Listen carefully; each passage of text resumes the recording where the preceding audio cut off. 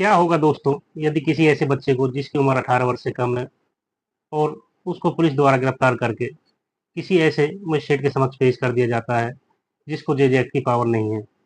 नमस्कार दोस्तों, मैं एडवोकेट सुरेंद्र सिंह यादव आप सभी लोगों का अपने यूट्यूब चैनल न्याय की राह में स्वागत करता हूं।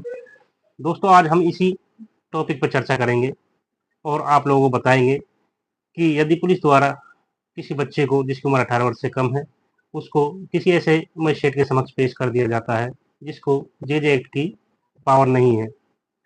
दोस्तों, इस बारे में हमारे जेजे एक्ट 2015 की धारा 9 में स्पष्ट रूप से प्रावधान दिए गए हैं और जेजे एक्ट की धारा 9 के उपधारा 1 में बताया गया है, यदि किसी मजिस्ट्रेट को जिसको जेजे एक्ट की पावर नहीं है और उसके समक्ष कोई इस तरह का प्रार्थना पत्र आता है जिसमें यह क्लेम किया जाता है कि घटना के समय अपराधी की या बच्चे की उम्र 18 वर्ष से कम थी, तो वह मजिस्ट्रेट यथाशीघ्र उस प्रार्थना पत्र के आधार पर किशोर की पत्रावली को जेजे बोर्ड के समक्ष भेज देगा और आगे की कार्रवाई जेजे बोर्ड द्वारा की जाएगी।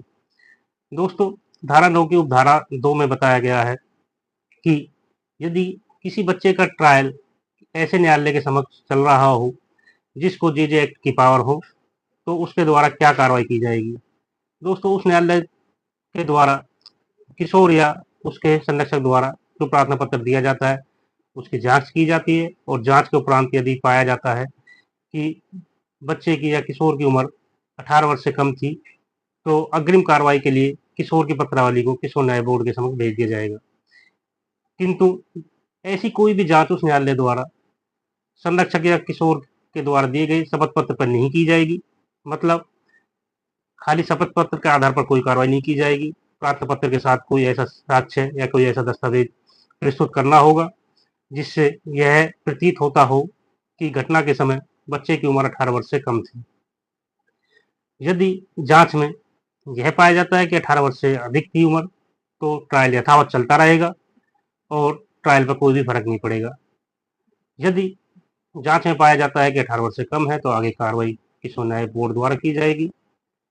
दोस्तों, बहुत से लोगों के माइंड में यह भी मिथ्या रहती है कि न्यायालय द्वारा निर्णय होने के बाद जुवेनाइलिटी या किशोर के द्वारा अपनी उम्र के संबंध में क्लेम नहीं किया जा सकता, किंतु यह गलत है। धारा 9 की उपधारा 3 में यह बताया गया है कि किसी भी स्टेज पर जुवेनाइलिटी क्लेम की जा सकती है। न्यायालय द्वारा पारित किया गया निर्णय प्रभाव में नहीं रहेगा और आगे की कार्रवाई किशोर न्याय बोर्ड द्वारा की जाएगी। धन्यवाद दोस्तों।